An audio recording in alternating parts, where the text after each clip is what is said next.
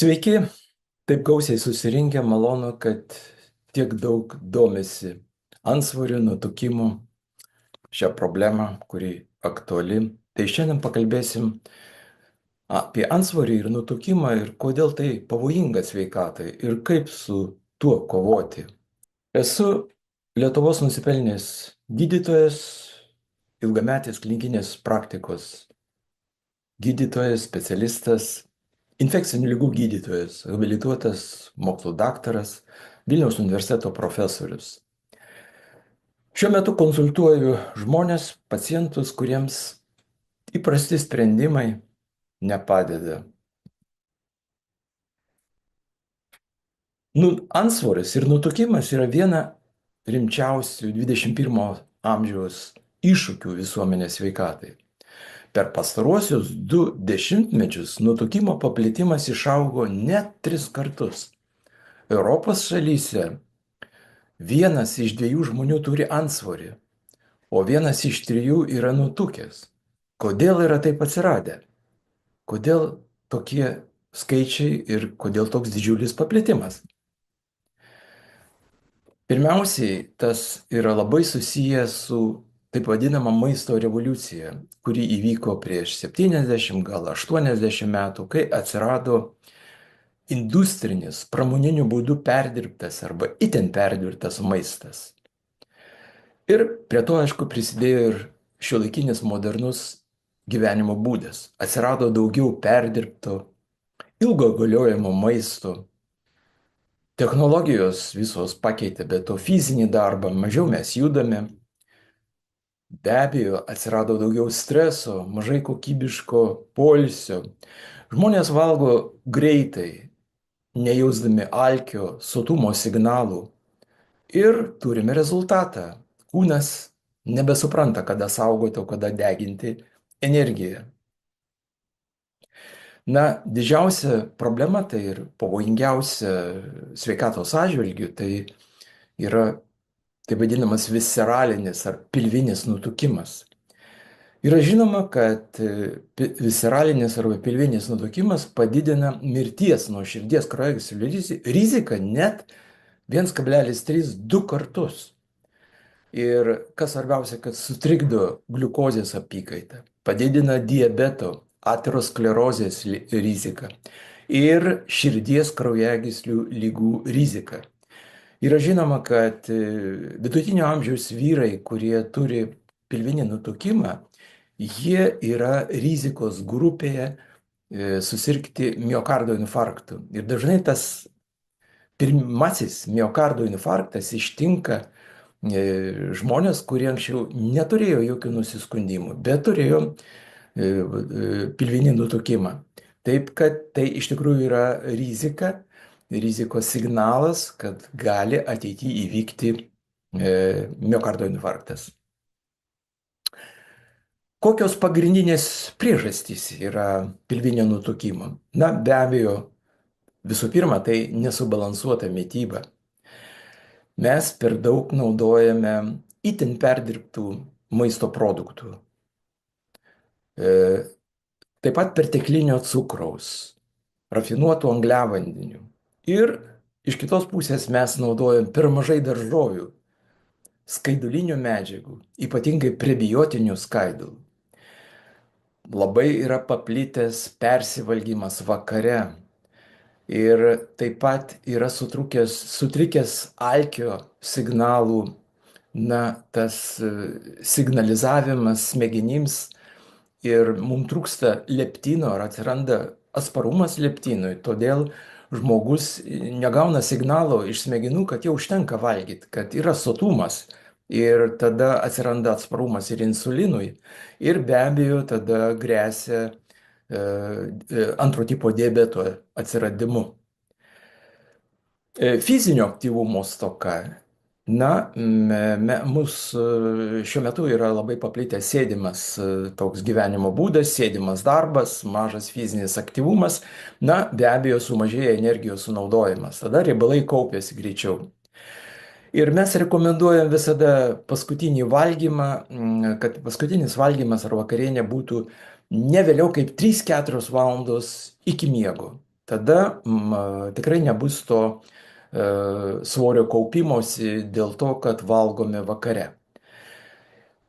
Taip pat didelę reikšmę turi ir lėtinis stresas ir uždegimas.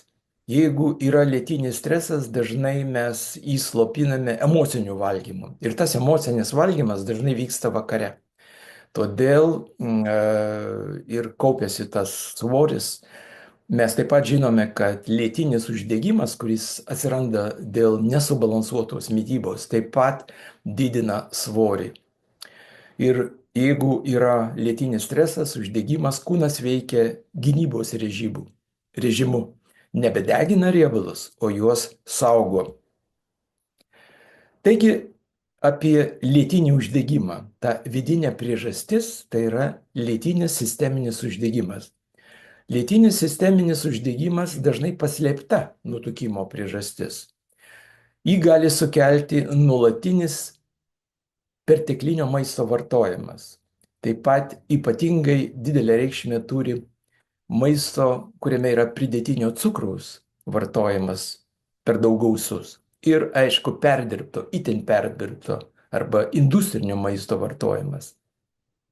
Ir per mažas vertingų maisto medžiagų suvartojimas.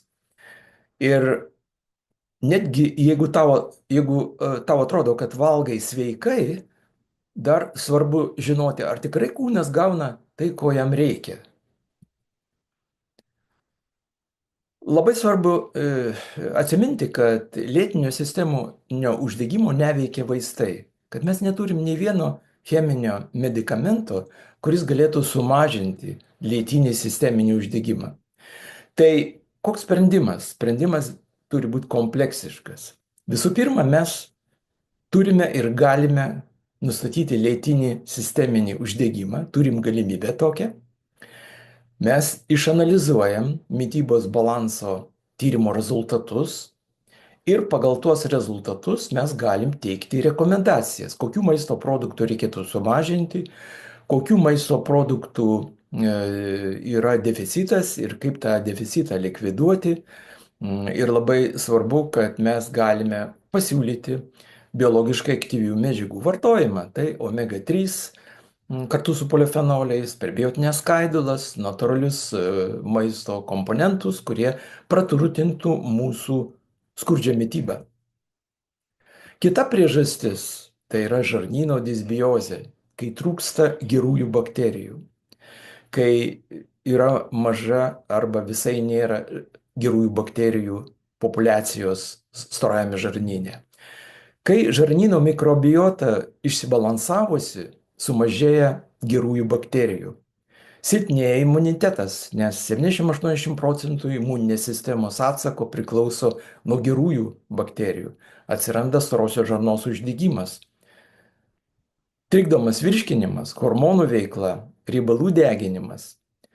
Dėl ko kyla disbiozė? Disbiozė dažniausiai kyla dėl to, kad mes naudojam labai išvalytą, rafinuotą, mažai skaidulų turintį maistą.